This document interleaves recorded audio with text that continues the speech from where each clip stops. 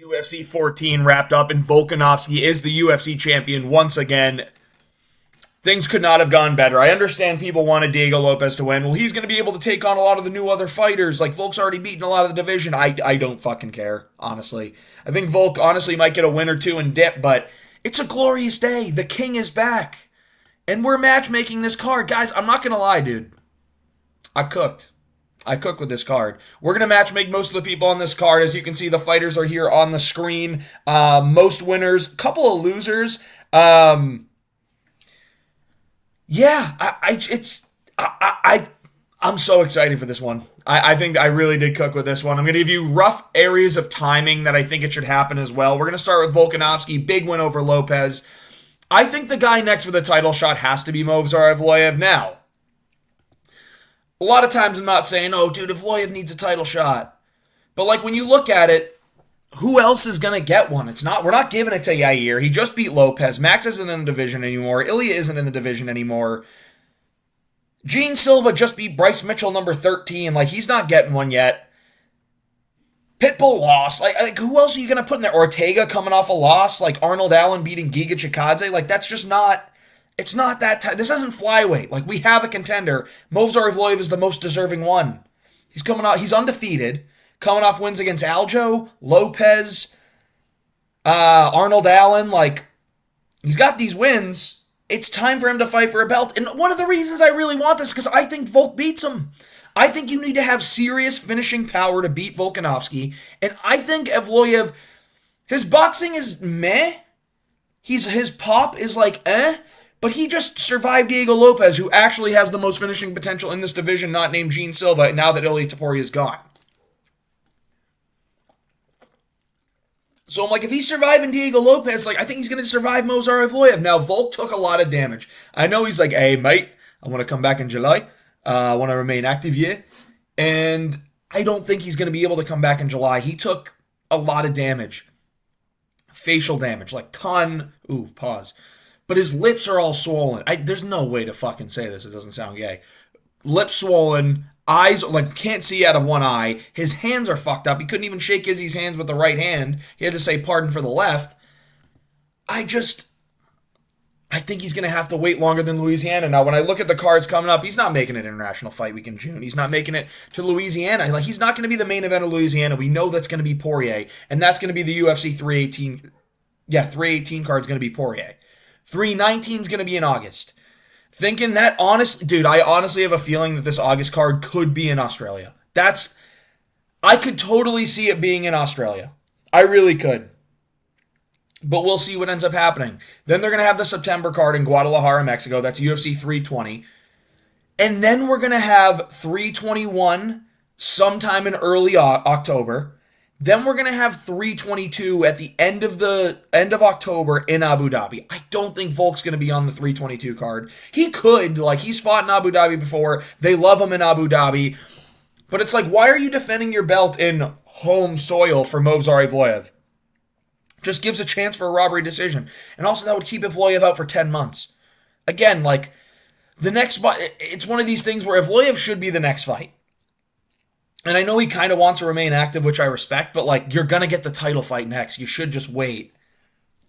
He could fight. If Volk fights in August, I'm a little nervous because if it's only 4 months, it's only a 4-month turnaround, really. It'd have to be at the end of August for me to feel even comfortable, but realistically, like, Volk's the kind of guy that can do it. He's going to take a month to fully heal his body and then get back into training for 3 months, and then it's going to be the fight. So I could see this being in August if they do it in Australia. I could also see this being the UFC 321 pay-per-view main event in wherever the fuck they end up going. I know they like to go to Salt Lake a lot. They might not do Salt Lake again because they do that all the fucking time. They got to mix things up here.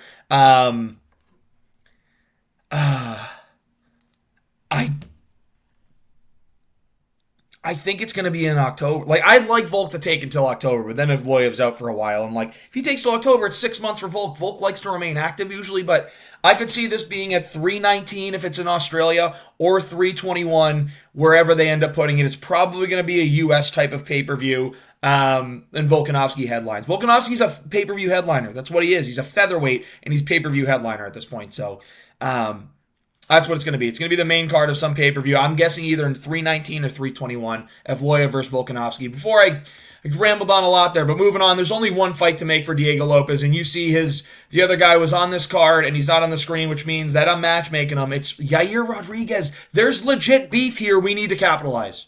We genuinely need to capitalize on the beef here. Yair Rodriguez versus Diego Lopes is actually a bad blood matchup. It's bad blood. They hate each other. They're angry with each other. There's beef. We saw it at the press conference. And this is the stars have aligned. This is the perfect scenario where we get a bad blood matchup that totally makes sense. Yeah, you're saying, oh, he gets a title shot. Why? You're coming on. You beat a 38-year-old Bellator fighter, Patricio Pitbull, who looked absolutely shook in the first round. Round 2, he started getting into it a little bit more. And then round 3, he got dropped. Like, it's still Pitbull. I get it. But, like, he's not even in the rankings. He came over from Bellator. I get it's Pitbull, but he's 38. You're Yair Rodriguez. Before that, you're coming off a submission to Brian Ortega. You're coming off a loss to Alexander Volkanovski. And before that, you've beaten Ortega and you've beaten Emmett, but like now it's time to fight some of these other guys in the division. You get one more win, and then it's okay. Yair can get a title shot if he beats Diego Lopes. If Diego Lopes wins, he fights one more time, and he gets another title shot. So I think it's Diego Lopes versus Yair Rodriguez. There's beef here, and it's perfectly set up where each guys are going to be able to fight 5 months from now in Guadalajara. This is a perfect 5-round co-main event. Yair Rodriguez, Diego Lopes, 5-round co-main event, UFC Guadalajara. I have no idea what the pay-per-view is going to be. They're not bringing Volk down there. I can see them doing a Pantoja fight down there, even though I don't think they'll wait till September for it. I can see them doing an O'Malley fight there, honest. I can see them doing an Ilia Topuria fight. Because he's Spanish-speaking. Pereira could probably be like, yeah, I've never fought in Mexico. I'd like to go there. Like, they're gonna have someone end up going there. They will. But I think this is a great co-main event. It should be 5 rounds, and you keep stacking the card underneath it. Don't make it a shitter. But if UFC Noche in Guadalajara, Mexico is going to be a banger, you need this on the card. It's going to be the people's main event of the card, no matter what you end up putting there. You're not doing Ankalaev versus Pereira. You're not doing Jones-Aspinall. Like, I don't even know what you put as the main event of Guadalajara, Mexico. Things are going to need to really start shaking out, but who knows? Maybe like they put Merab down there if like Merab wins against O'Malley again. They're like, yeah, Merab, you want to fight in Mexico? He's, I will do whatever you want, brother. And here's the thing, you guys. I love Mexico. I ate too much food and I am underweight. I don't know what you do. I really don't. Because you're not going to have fucking JDM or Bilal's not going to Mexico. Like, Islam's not going to Mexico. Maybe Volk does step up and go, yeah, if that's it, I will go to Mexico. Because maybe he's like thinking, dude, I have the cardio here. Evloev's going to gas out. Maybe we do see this in Mexico. Maybe we do see this in Guadalajara, Mexico, but this is a co-main event. I don't know, but this has got to be in Guadalajara, Mexico, 5-round co-main event. Or if you put it as a feature fight, that's great too. It's just a banger that you need to have. Moving on, Paddy Pimblett. Good win over Michael Chandler. Dominant win. I think the next matchup should be Charles. Now, hear me out. I don't think it's straight away. I don't think Paddy Pimblett is Charles' next fight, but I think Charles is Paddy Pimblett's next fight. Because I think Charles Oliveira is in a position where it's you fight Max or you fight Ilia Topuria. Those are the fights that we want to see. Or you fight Arman again. Those, I think, are matchups he might lose. I think he gets sparked by Ilia Topuria. I do. I think that Arman can probably take him to a decision win, even though that one's close. I think Max and him would have an absolute scrap, absolute war. And I'm going to make a video this week on how you fix lightweight. I'm going to. Because right now there's such a logjam, but I think that you're going to see, I think they're going to do Charles versus Ilia, and I think they're going to have it on International Fight Week. Now, the reason I say Paddy can be next is Charles is probably going to want to fight at International Fight Week, and depending on how it goes, either the end of the year or start of next year. I don't think Paddy's upset with waiting for a Charles Oliveira fight, because he could also realistically get a Justin Gaethje fight, and I could absolutely see that one happening as well. So I'm thinking it's Justin Gaethje or Charles Oliveira. A Poirier fight would be sick too, but you can do a lot with Paddy Pimblett. It's like whoever's the odd man out, that's where you kind of give the Paddy Pimblett fight to. You just kind of figure out what you have to do at lightweight. So that's why I'm going to make a whole video on it. Because Paddy, there's a ton that you can do here, but realistically, I think we're going to see Charles versus Ilia. I think we could see Dustin versus Gaethje trilogy in Louisiana, and I think we can see Max versus Dan Hooker, or Armin versus Dan Hooker, or Ilya. Honestly, you could do Ilya versus Makhachev, Charles versus Max. Honestly, I would do Charles versus. All right, I'm not going to spoil the video. Charles is going to have another fight before this, but I think Paddy Pimblett's next fight is Charles Oliveira. I do. I really, really do. Charles Oliveira, Paddy Pimblett. It's his number one contenders fight, and you're going to put this on whatever. You're going to put this as the co-main event on a pay-per-view. You just know you are. When they go, whenever, maybe they wait until they go to England in March again next year, and they do it for a pay-per-view, and it's an Aspinall main event, Paddy Pimblett co-main event. Nathaniel Wood might be ranked. He might be opening up the card or something like that. So I think Paddy Pimblett, Charles Oliveira is the next fight to make. They're going to do it on a co-main event of any pay-per-view, and it's going to work out. Michael Chandler, this guy is not winning in the UFC. He needs to pay it forward, man. Like, you have Poirier, Gaethje defending their ranking spots against Fiziev and BSD, respectively. You have Hooker that had to defend his a couple of times. Gamrot had to defend his against Hooker. Like, you have these guys up there at the top that are really having to defend their spots. Mateusz Rebecki. This is a sick matchup, too. Two guys that have good offensive wrestling, decent defensive wrestling as well.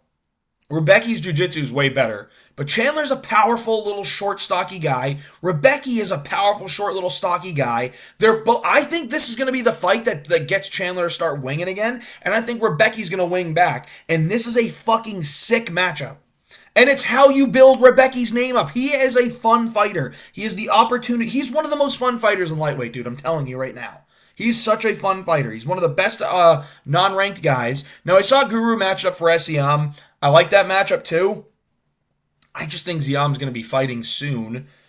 And he's probably going to get a shot into the rankings against somebody. And then if you see Fiziev actually go down, well, he's fighting at 55 against Bahamondes. But if he loses that, you might see him go to featherweight. That opens up a spot, and you just put Fares Ziam at 15, and then you can mix him in with anyone else. I think Ziam's going to get a shot into the rankings anyway. I just don't know if it's going to be Chandler. I can see it being a Grant Dawson.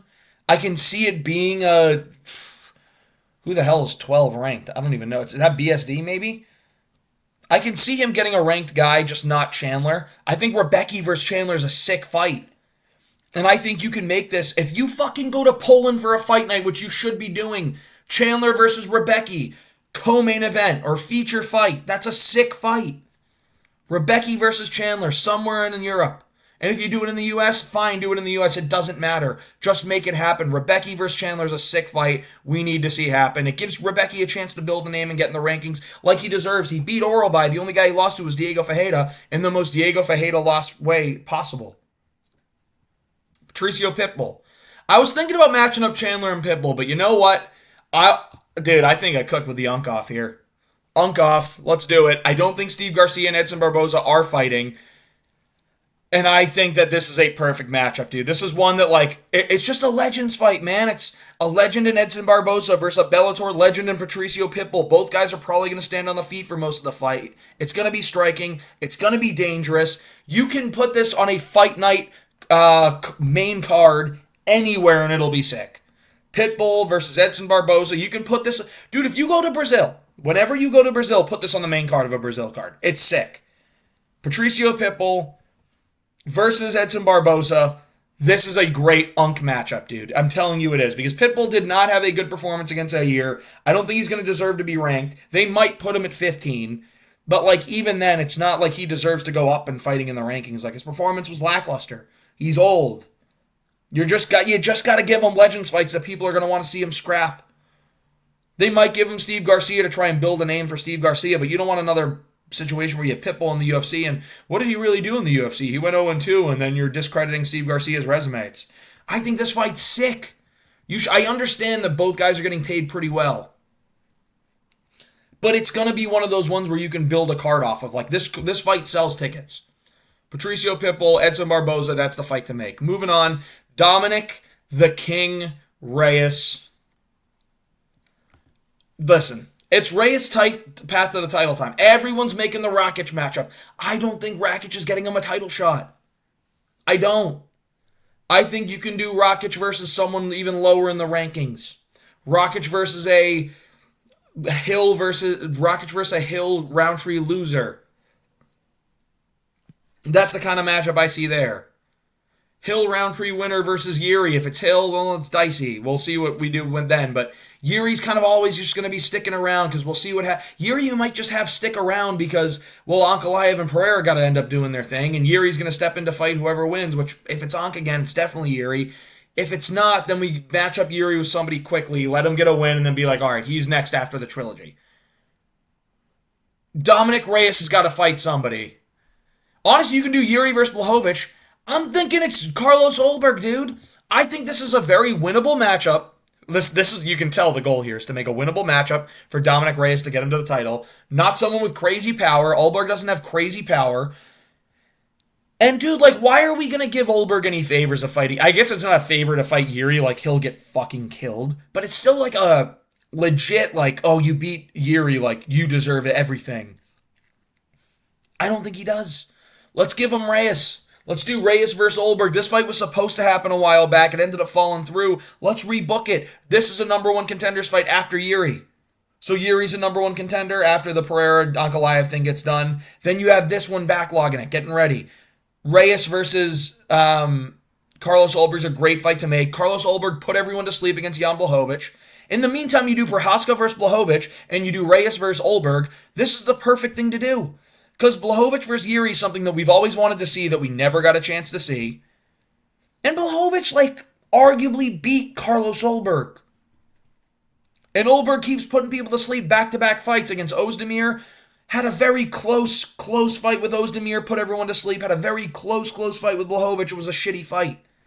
Tapping at range. Jab, tap. Like, not in a fun Volkanovski way either. It was a shit fight.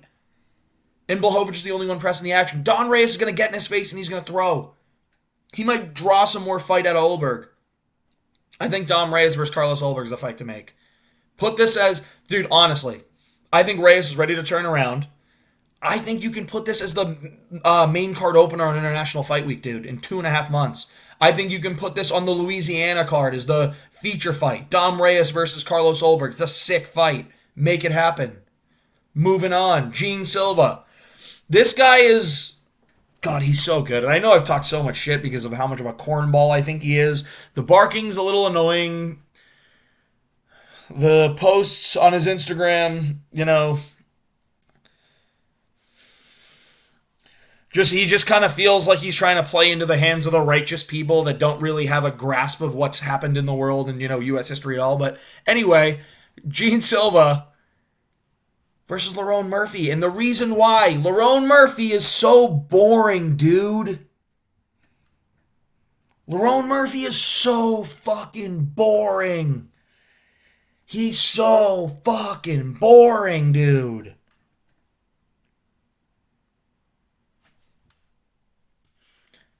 And Gene Silva's the guy that you put in there to kill the boring fighters. He goes in there and he's literally the hitman of the UFC. He is.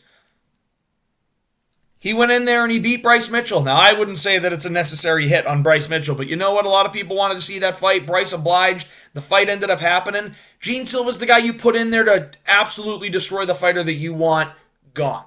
Now, I'm not saying anyone wanted Bryce Mitchell gone. I don't even think Dana White wanted Bryce Mitchell gone, if I'm going to be real. A lot of fans that, you know, just virtue signal at everybody wanted Bryce Mitchell gone. You know, people like on the Jackson podcast, you know, Rampage and more Bear. Not as much Rampage, but more Bear virtue signaling, little bitch. I'd fight Bear all day. No problem. Fucking sleep him in a second. But Gene Silva versus Lerone Murphy. We're trying to get rid of Lerone Murphy here, dude. He's so boring. He's good, but he's so boring. And you want a fun fight out of Lerone Murphy, you get like Gene Silva in front of him. I think Gene Silva can bring the action. I think Gene Silva can chin him. And then you're like, boom, Lerone Murphy problem done. 34 years old, gets his first loss, he's done, never getting the title. And we don't have to worry about one of these boring UK fighters that just nonstop taps at your legs, lands a jab, and works on the outside foot battle. Beakers and test tubes, the whole thing, as Lucas Tracy would put it. I think Gene Silva versus Lerone Murphy's the fight to make. Both coming off wins. Gene Silva's going to end up getting... Now, I know Bryce Mitchell was ranked 13. I think they're going to put Gene Silva at 10. And they have Murphy at 8. It makes sense. Fight night main event, Gene Silva, Lerone Murphy. Don't you dare put Gene Silva in an Apex. Do Lerone Murphy, Gene Silva, crowded fight night main event. That's all you need. Boom. Match make it. Gene Silva's very active. I can see this happening in July, August, something like that. Moving on, Bryce Mitchell. So sad. Almost a perfect event. But you know what? Bryce Mitchell got subbed so Volkanovski could win. It's just one of those things, man. He did it for us. I think he gave him Sabatini. Sabatini just had an extremely dominant performance over Joe Anderson Brito. Before that, he had a dominant performance over Jonathan Pierce, got a submission. And yes, he got knocked out by Diego Lopes before that. Diego Lopes just fought for a belt. I think Pat Sabatini's like 7-2 in the UFC, 6-2, maybe 6-1. He's a good fighter. He's boring at times, but he's a good fighter, but he's a heavy grappling guy. And I don't want Bryce fighting one of these fucking nuke hands guys. I don't think he's going to get a ranked guy. Don't use him as a stepping stone for someone entirely just yet. Give him a takeable matchup. Somebody that's like Pat Sabatini's from Philly. He might talk a little bit of shit, and Bryce Mitchell might be able to fucking coldly talk shit back to him. Main card opener of a fucking UFC card in 6 months from now. They both just recently fought. They're both heavy grapplers. It might be more forced to stay on the feet, or we can see which one of these grapplers really reigns supreme. The scrambles, I think, would be sick. I think Bryce Mitchell versus Pat Sabatini is a great fight to make. We're going to move on. Dan Ige. These are some of the different ones that I kind of cooked up, because the way I'm putting it is like, dude, big matchups, ranked matchups, prospects, like, right, you need a prospect. Not really a prospect there, but like, this is a good prospect fight. This is a prospect fight, like allowing him to come into the rankings, allowing them to raise into the rankings, allowing him to come into the rankings. That's kind of what you need to do here with Dan Ige too. Nathaniel Wood. I think Nathaniel Wood deserves a ranked opponent. And I think Dan Ige is the perfect guy for it. Dan Ige was ranked number 15, beat Sean Woodson controversially, but beat him. It's a bad stoppage, but all the judges had Ige up 2-0 anyway. Makes me need to rewatch that again, because I thought it was 1-1. I thought it was 1-1 in that fight, but I thought Dan Ige was definitely going to win the third, so I think Nathaniel Wood versus Dan Ige is a great fight. It's one where it's like Dan Ige could get a knockout win because Nathaniel Woods finds his way to get clipped at times. But Nathaniel Woods so technical, so good that I think this would actually be a sick fight.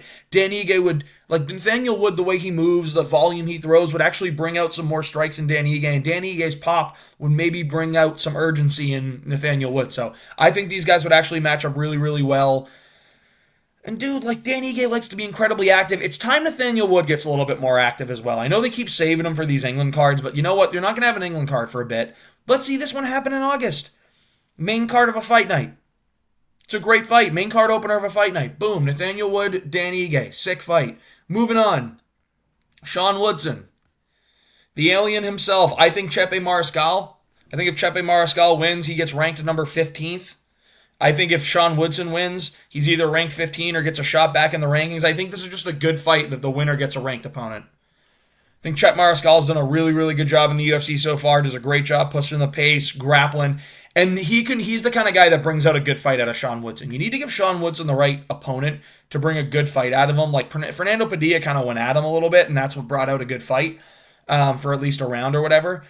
But then Sean Woodson gets these guys that are a little bit more measured. Like the Ige fight was slow. Not that fun.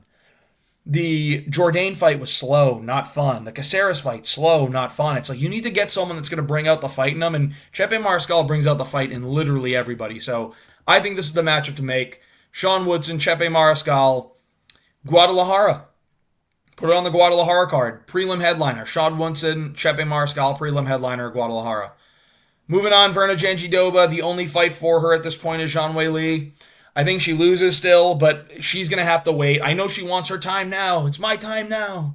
Didn't even get an octagon interview because, I mean, you can't put the camera on her for too long. I mean, we don't want to see Raul Rosas' mother on there the whole time. But Verna Janjidoba, I'm being mean, dude. I'm being mean. I'm sorry. She's very good. Her grappling's very, very good, but we have a chance where Zhang Weili can have a super fight with if Valentina wins, or if she can fight Manon Fiorot. You have the chance of that fight. They're going to book that one next. Verna Janjidoba's can either wait, or she can take like the only person she hasn't really fought and beat is like Tatiana Suarez, and it can be an interim belt fight. So I would say, or maybe Mackenzie Dern at this point, because she's got a win streak going. We love Mackenzie Dern. Verna Jandiroba versus Zhang Weili is probably gonna be the next fight. Whenever, I don't know, because I think Zhang Weili will fight at the end of the year. I don't fucking know, dude. Chase Hooper. I've had enough of giving him like the old guys. He got a good win, big gooner. But I just see how it goes, dude. I know I said I have enough of giving him the old guys. Now, I don't want to see him fight Bobby Green. I just know this is what the UFC is going to do. You beat Clay Guida? Let's go. Next unk. You beat Jim Miller? Let's go. Next unk. Bobby Green. Can you beat Bobby Green, kid? Yeah, you did. You're ranked 15. That's how it's just going to go. Now, I don't know if the UFC is going to really do him too many favors after that last fight, but I can just see the Bobby Green fight happening. I'd like to see a Manuel Torres. Something along those lines. I know we called out Fares Siam. I think Fares Siam deserves a little more if I'm being real. I'm just going to keep it real. I think he deserves a little bit more. But I can just see it being the Bobby Green fight. Maybe he gets like a Matt Frivola or a Drew Dober, but again, those are two older guys. Like, I think Chase Hooper should fight somebody younger. Somebody that's an actual prospect that he can fully prove himself against. I think Manuel Torres is the matchup that I really had circled that I'd like to see. Chase Hooper, Manuel Torres.